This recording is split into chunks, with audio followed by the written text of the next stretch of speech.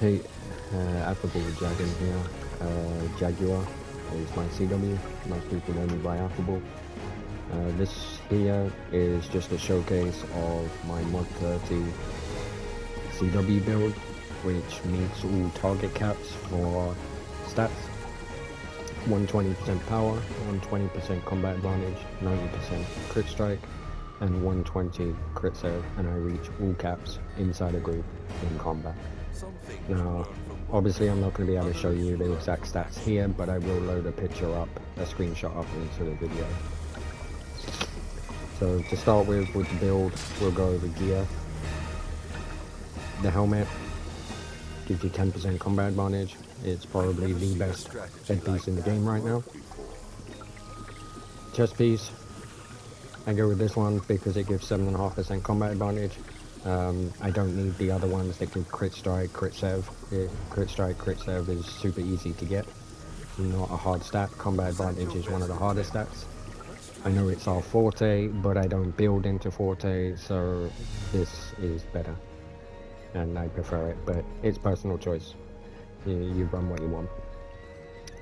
For fights with multiple targets in, as long as there's 3 or more targets, this one will be the better arms now, rather than the crit strike arms, which came from MLMD.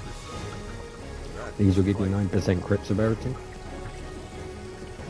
Weapons, perfect loaf. They're just a no-brainer for DPS. They're 3% overall damage. They also give you 10% stats, 5% crit strike, 5% crit save. And when you run out of stamina, you also get incoming damage reduced by 7.5%. And with a lot of these fights lately, there's a lot of dodging and doing, so it's far better than any other DPS set that's out there right now. None could really, in my opinion, beat this, but it's your choice what you run now. But I would recommend the Loaf set. The feet, I run the AIC feet, just because just putting them on gives you 5% crit strike. You don't have to proc them, don't have to do anything. Obviously in wild space you'll get another 2.5% crit strike. It's just nice easy stats for no work. Neck and waist, I use the scintillating set for the 6 intelligence, the recharge speed and the accuracy. If you don't want to run this, you can run the detector's choker with the detector's sash, or whichever one you want. There are 2 different ones. It just depends on what stats you want on your sash and your neck, and then run it with the spelljammer artifact. Keeping with the encounter ring, I may end up changing it at some point, but at the minute I'm keeping the encounter ring, just for the extra damage. Deadbreaker ring, it's one of the new rings from a new dungeon, or you can purchase it once you've got enough currency from the dungeon seller in Pirate Skyhold. You can go and purchase it for 150,000 AD. I went with the one that has nearly 10,000 crit save, considering that crit save has gone up to 120% and combat advantage is easier to get on percentages over rating, and there's not a lot of percentages that out there for crit save, so I went with the 10,000 crit save rating. The shirt, an old shirt from Dragonbone Vale, gives you 5% combat advantage just for putting it on, minus 25% control resist. Control resist has barely worked as far as I remember. I've been playing this game 6-7 years, and control resist has really not done anything, so it's not going to affect you. Trousers, I'm using when your stamina is above 75%, your crit is increased by 5%. I will possibly end up changing these to the new ones out of the new dungeon, Dread Sanctum. Whenever you are healed, gain a 20% chance to increase your crit save by 9%, which will allow me to play around with a few other stats and things like that. Combat Enchantment Lightning. It's the best for DPS. It's just pure stats. It's 10.8% crit strike just for putting it on, and you do damage, the enemy attacks you, it procs it, so this is really good. Overloads, I use Devil's Precision all the time for the extra 5% crit strike. Rage of Flames, majority of the time, depending on what you fight, you may want to put in like a Dragon Slayer or a Spider Slayer or a Demon Slayer, but majority of the time it'll be Rage of Flames.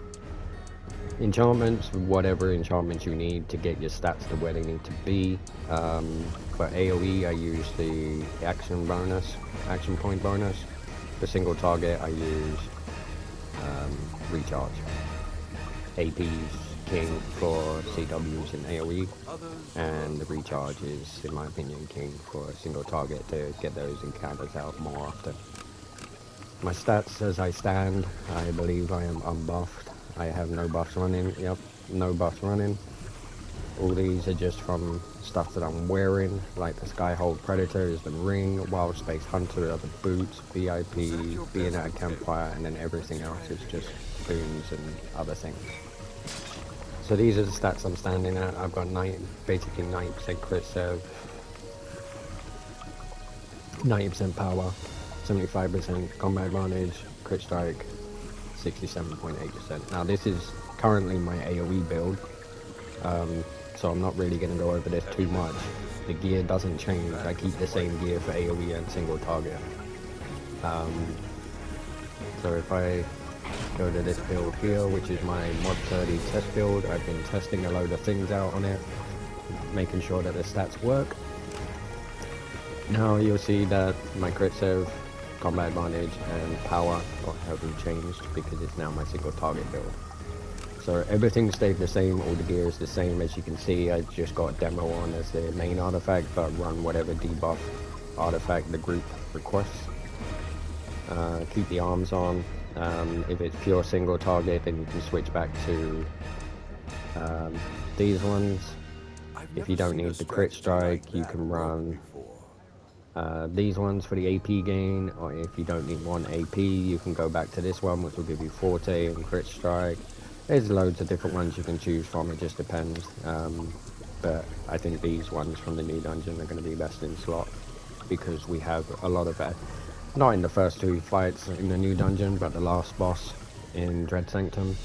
The tentacles all count as adds, the delusions are adds, the dragons one enemy, so this is always going to be up. You're always going to have 9% crit serve from this. It will never be down.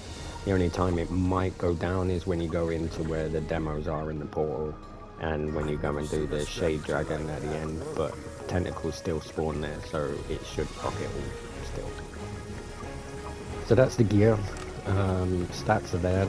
My attributes, I changed from charisma to dex for the crit severity, because crit severity is the top stat, movement speed is the bottom stat, so all my dex points are going majority to crit sev, which gives you a really good boost in crit severity, and I don't care for Forte, and my recharge is high enough with the scintillating set, the master boon and my recharge bonus, so I'm not too worried about the loss there. I'd prefer the extra crit sev.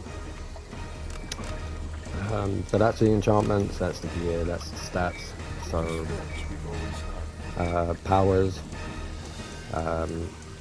Ray of Frost is really good for the last boss in Dread Sanctum. The other two bosses are pretty simple. You can use Chilling Cloud. I use Magic Missile on my secondary because it boosts arcane stacks, and when you get to 5 stacks you gain 2.5% bonus damage, and your arcane powers are, their durations are increased, which equals more damage. And Repel and Entangling Force are arcane mastery, so they get extended and they get the extra damage and they last longer, which entails more damage. But this is my setup. I run Icy Rays on R1, Chill Strike, Repel and Entangling Force.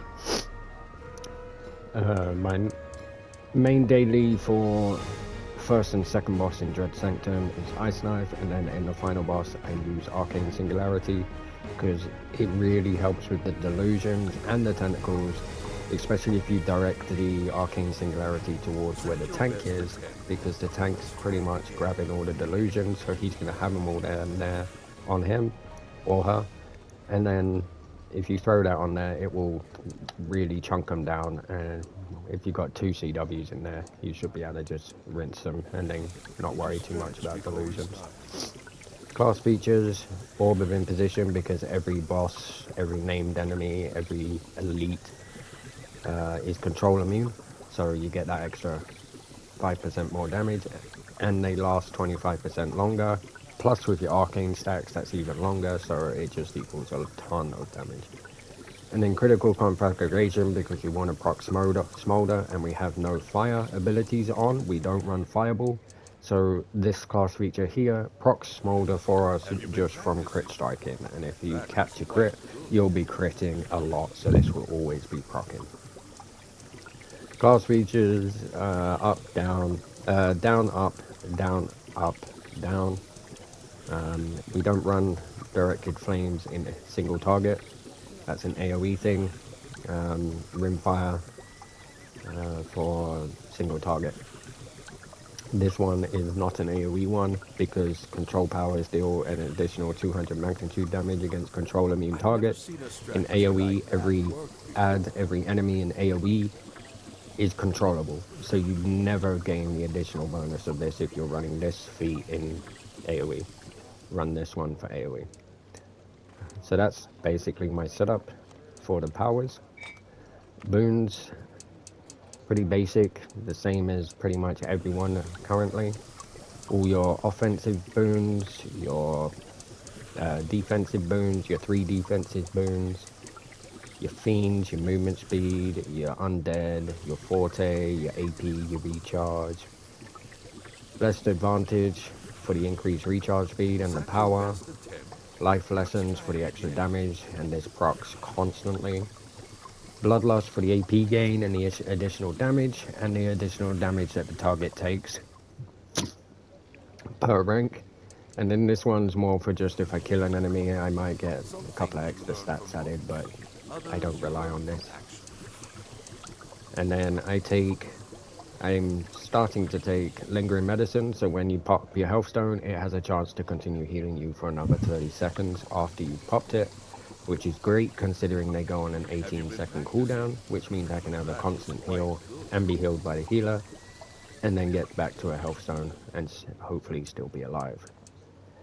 I would not recommend taking this one. You can take this one for a chance to increase your maximum power when you use a health stone, and I wouldn't recommend taking the HP either, because a lot of gear these days is based off how hard you hit compared to your HP. So that's my boons. Stronghold boons, whatever offensive one you need, whether it's power, crit save, or crit strike. Defense, same again. Awareness, defense are your 2 priorities. Whichever one is the lowest, bump it up. And then in all content, no matter what it is, you should be running Revive Sickness, because it reduces the effects of your death stacks if you die in content. Everywhere else, run whatever you want, whether it be movement speed or mount movement speed, entirely your choice. Companions, I run 3 pieces of combat advantage crit sev, just because those 2 stats. I did this before mod 30 dropped, but these are the 2 most primary stats that we needed. Crit strike's easy to get, power was easy to get, so this is what I went for, and I haven't changed it. Potent precision, since the upgrade of companions going to celestial, these went up from 7.5% to 9%, and they last 15 seconds, which is really good. But you have to be near your companion. Your companion has to be near you for this to proc. I think it's a 50-foot radius, so as long as you're within 50 feet of your companion, you're always going to be getting this enhancement proccing. Companions, I took off the Neverwinter Night for time being and put on Stardor for another 9% combat advantage. If you've got it, you can also go for the Wolf with the crit sev. If you don't have a Stardor but you have a Wolf, you can put the Wolf on for 9% crit sev and then switch this to Acute Senses for the combat advantage. So it just depends what you have. Minx, Batiri, stay on. They're your big damage dealers. You want to keep hold of them. Raptor is a must in every group for master and advanced content. If you do not have a Raptor, you should be making sure you have it. It is a primary thing requested in every group, whether you are pugging or running with the guild or running with the alliance. Utility power, I use Golden Cat. Now, I understand not everyone has this, so you would have to try and rebalance your stats according to what you have. You can get a free Golden Cat from the Hero's Path if you haven't completed it. There is a box on the very end here. I've already got it, so I can't get it again. But there's a mythic box there once you complete these quests, and you can claim a golden cat from there. Golden cat is one of the best companions for DPS for stats. It's 9% combat advantage. So that's my companions. You also want to make sure that you have access to things like the scorpion, tutor, flapjack, drizzt, um, portobello if you've got it as well. Um, you want to make sure you have things like this because the majority of groups to get these stat caps are running support companions, not DPS companions. The majority of groups are running Black Death Scorpion with a tutor, with a flapjack, with a drizzt, and a portobellos because they give huge amount of stats, which benefits everyone, not just DPS. It benefits healers as well. So if you haven't got any of these support companions, I would recommend at the minute to get them. They will help you and your team. So your team will be grateful for it. Mounts, I run Mystic Aura. Again, you want to try and make sure that you have things like Runic Aura, Mystic Aura, Pack Tactics, and potentially Providence as well available to you because your team may ask and request for it. On your combat power, for a single target, you as a CW or any magical based class, I've never seen a strategy I would like that recommend work using Giant before. Toad, Golden Touch, or Tunnel Vision. They are boosted by magical damage, by your magical damage boost percentage. They are boosted. Currently, a lot of groups, including the group that I'm running with currently, are using debuffs on the last boss in Dread Sanctum, which seems to be a better and more beneficial way to Was go. I that your know there best are groups out attempt? there that are still running the DPS Toads and Bigsby's Hand for melee, but we've been finding that it's actually more beneficial that everyone goes on debuffs rather than pure damage. We seem to be doing a lot better with it over pure damage because you may hit a toad or your Bigsby's hand and it may hit a tentacle or it may hit a delusion rather than the dragon. So you're Some kind of things you wasting it learn then. from books, others you As learn for from my action. buffs, I run Wildstorm Elixir, Flask of Potency plus 3, rank 3 plus 1. I run Squash Soup, and I run Prime Rib from the Stronghold Have you for been that additional practicing? 4,000 power. That was quite And then I impressive. run Spider Totem, which is a must for DPS. It is one of the best equipped potion tray items for a DPS. It gives you 2.5% combat advantage on activation, and then any of the other additional Some stats, whether things it's you crit learn from strike, books, stam, others you accuracy, learn from action point, action. power, recharge, any one of those. But yep, that's pretty much my build. It all procs up to where it needs to be in the current mod. Oh yeah, I meant to mention these. My insignia bonuses. As you can see, I'm only running legendary. I don't really care for mythic. I will get them to mythic eventually, but I can run any content with epic, legendary, or mythic insignias. It really doesn't bother me. I don't think they're a huge um, staple to your build. Yes, they give you a good amount of item level, but they don't really change what you can A do with your stretch build. before we start. They won't do much for you from going to from legendary to mythic. It's not a huge boost in damage or anything like that. So, but these are my insignia bonuses. I'm running Enchanter's Hex because all our powers are controlling powers, so we gain that additional damage. I run one Tactician's Precision because it already takes 5 seconds off my powers and my recharge speed is super high anyway. So I don't see the point in running two because it would only take off another 2 seconds. And with my recharge speed and the Tactician, I get my encounters back super, super quick. Two Warlords just to bump up my companion's damage. These aren't really necessary. You don't have to run these. You can run one or two. I wouldn't recommend running three. Same with Was that your Tacticians. You can best run attempt? one or two, but Try don't it run again. three. It's not worth it. And I run an Executioner's Covenant purely to boost my offensive stats. And that's basically my build. I use the encounter powers, the crit save, the movement speed, Some the things you stamina, learn from and books, just rough Others you AD. learn from action. But yeah, that's basically my build for mod 30.